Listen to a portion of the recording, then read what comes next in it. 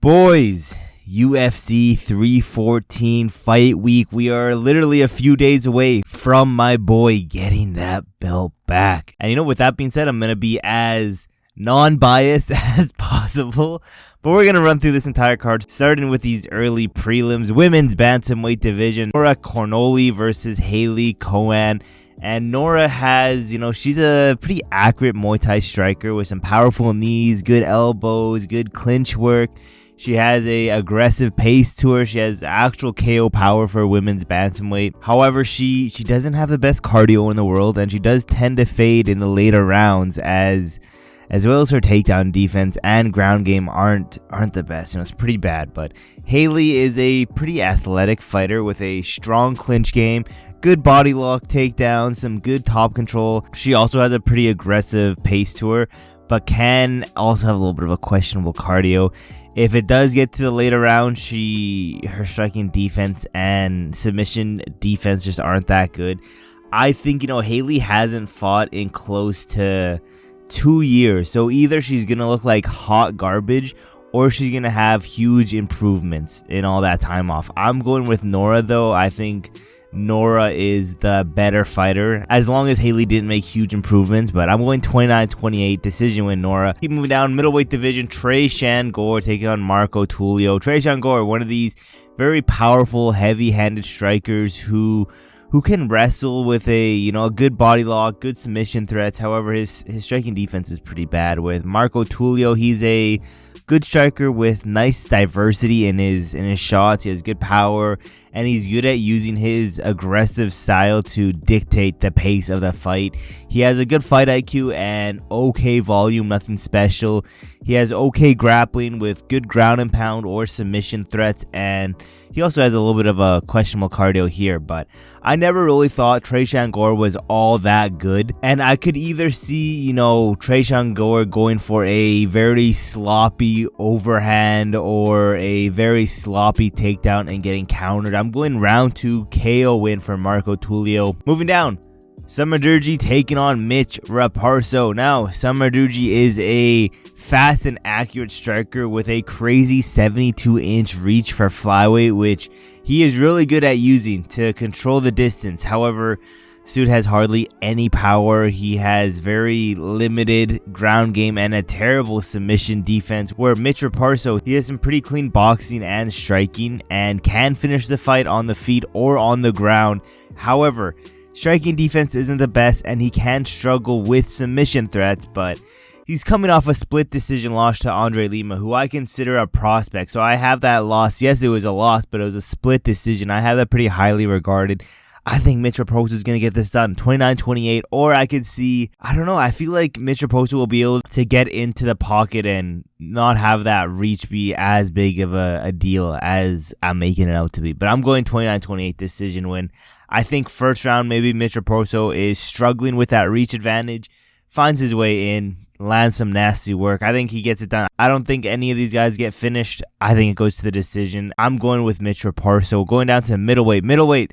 We got the boy Boom Game back here taking on Michal Oleksiejczuk. Now, Boom Game, he has improved a good amount since his debut. I'm not gonna lie. He has learned to utilize his 79-inch reach more effectively, but he still doesn't have, the best fight IQ or the ability to adjust mid-fight.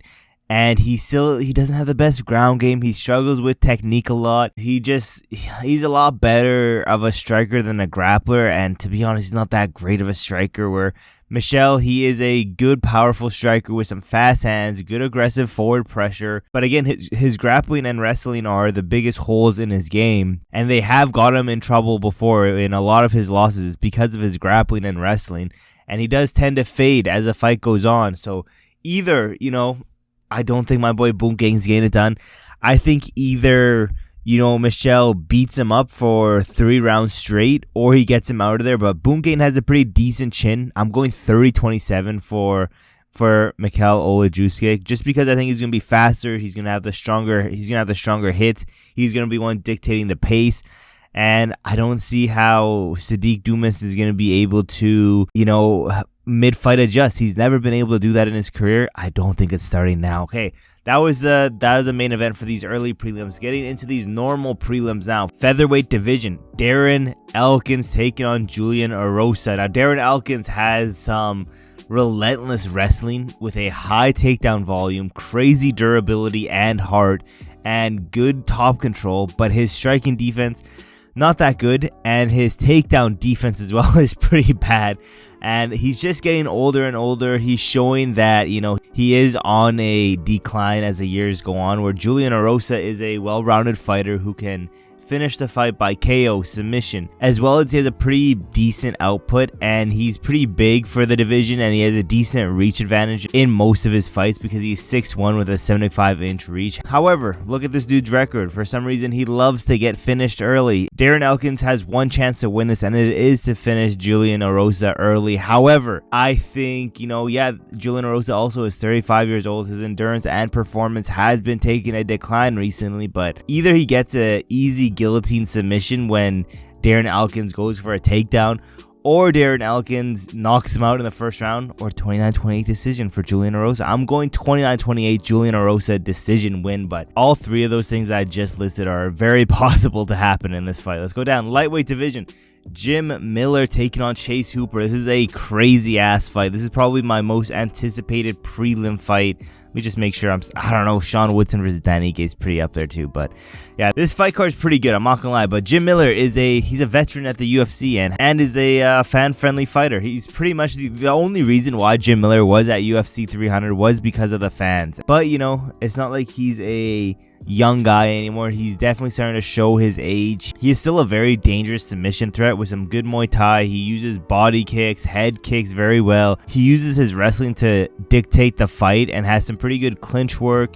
He's good at controlling his opponents on the cage, and he just has some crazy durability, but he does struggle with bigger, stronger wrestlers, as well as his endurance and speed have definitely slowed down over the years. Or Chase Hooper is a very good grappler with some good Brazilian jiu-jitsu and typically has a reach advantage. He has a 75-inch reach and is 6'1", and he has shown pretty big improvements in his striking and takedowns, but still his striking defense is still a little bit concerning.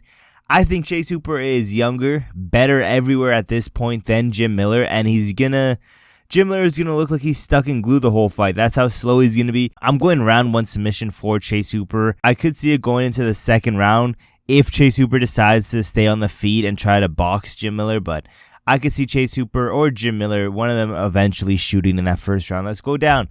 Women's strawweight division. Yan Xiaonan taking on Virna Jandiroba. Yao Xiaonan is a good, powerful, and technical boxer with good Muay Thai. She has some good footwork. She can control the distance pretty well, as well as she has the cardio to go all 5 rounds with a decent pace. She can struggle with strong wrestlers and grapplers and can be outworked on the ground, but Virna, she is a good Brazilian jiu-jitsu fighter with good pressure, good ground skills, but her striking is definitely the weakest part of her game. I think Yan's takedown defense isn't going to be able to hold up to Jandiroba's countless takedowns. I think Jandiroba dominates this fight. 30-27 decision win for Jandiroba. I think she takes her down at will, holds her down there, does some ground and pound work there. I think she does whatever she wants to Yao Xiaonan, to be honest. Let's go down. Featherweight division, the main event of the prelims. We got Dan 50K Ige taking on Sean Woodson. Now, Dan Ige is a really good kickboxer with some powerful strikes in the pocket. He does have some good tight hooks, good body head kick combinations. He has good speed, power, and BJJ.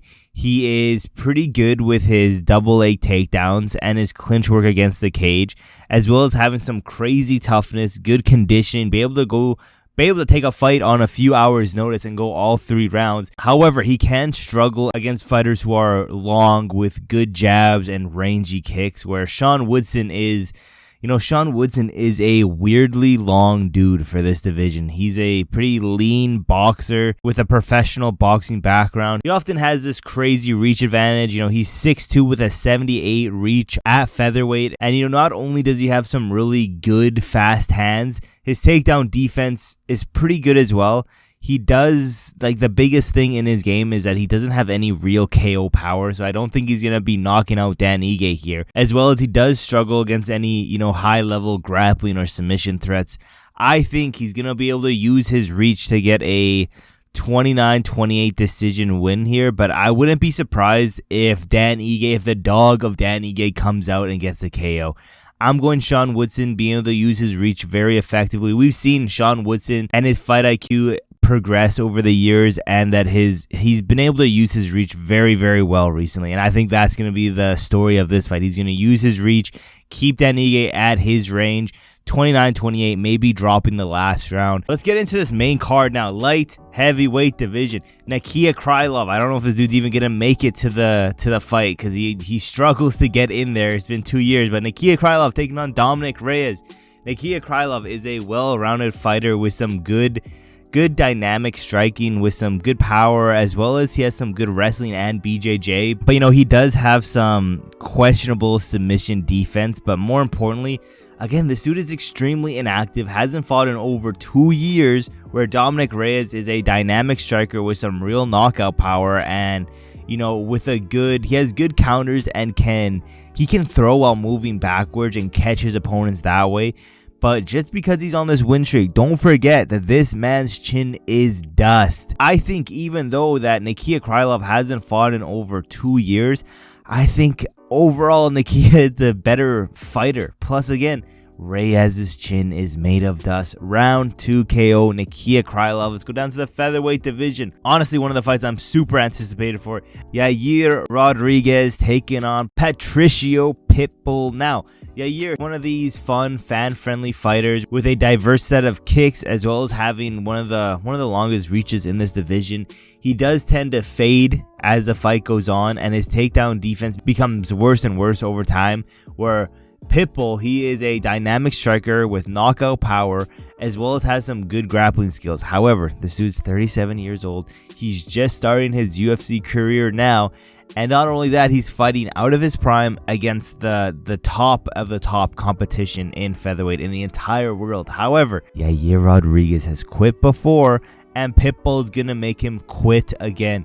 He's gonna go for these takedowns over and over. I'm gonna say round 1, he's going to try to stand with Yair. Not going to have much success. Round 2 and round 3, nothing but takedowns. And it's going to be easy as hell. And he's going to land some nasty ground and pound, where eventually round 3, Yair's just going to quit.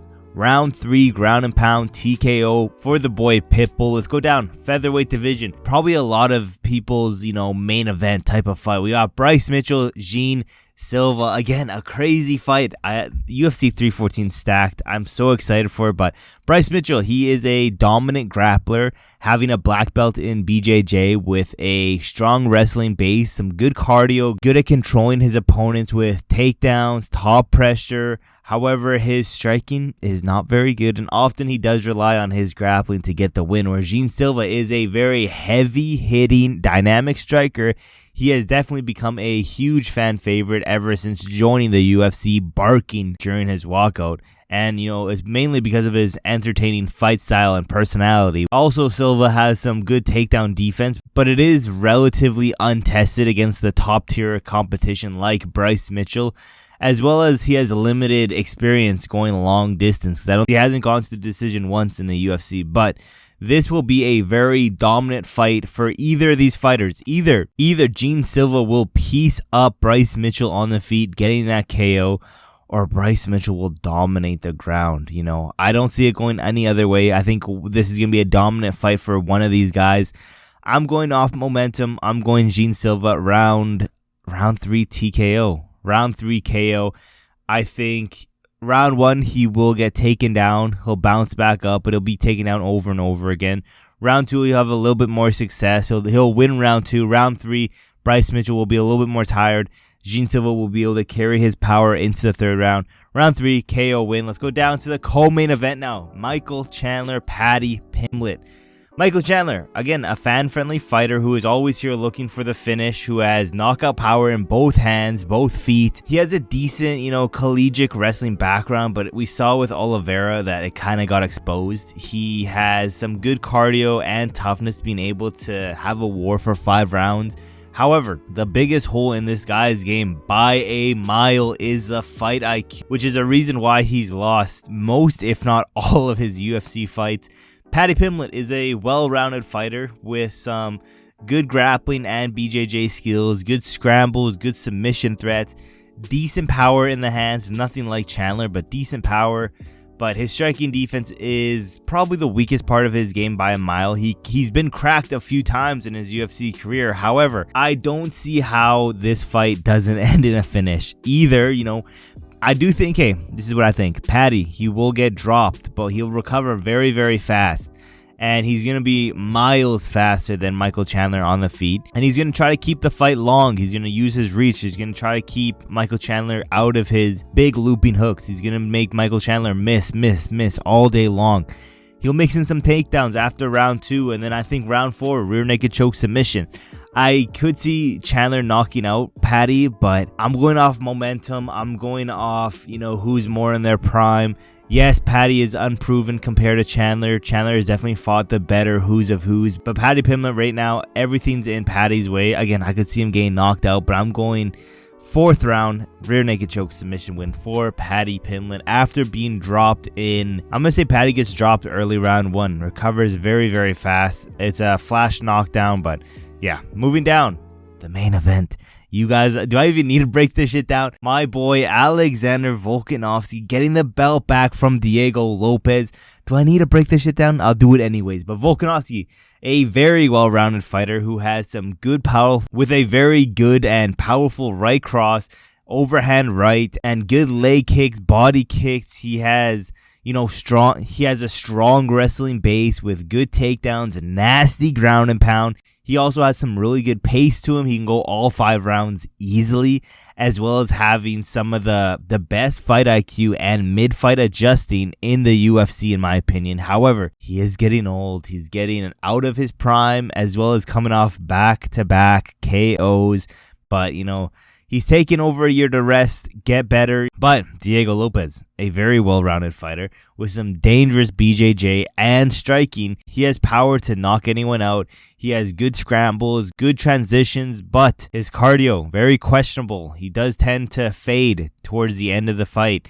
His striking defense can also be exposed with some nasty counters. I think round 1 and 2 will be extremely close. Yeah, I could see Diego Lopes even winning round 1 and 2. Round 3, Diego will start to fade and fade bad, where Volkanovski is going to dog walk Diego Lopes, and I think he's getting a ground and pound TKO win here. I don't think it'll be round 3. I'm going round 4 after momentum completely changes into that Volkanovski side. Again, round 1 and 2, Diego Lopes. Round 3, Volkanovski. Round 4, Volk gets that TKO win. I think it's going to be extremely similar to the Yair Rodriguez fight. I'm not going to lie. I think Volkanovski gets a takedown here and just lands nasty ground and pound on a gassed Diego Lopes. But yeah, those are my predictions. Let me know in the comments below, what do you guys think of 314? I'm going to have my locks of UFC 314 here out tomorrow, so be on the lookout for that. And yeah, with that being said, guys, thank you for watching to the end of the video, and I will see you guys in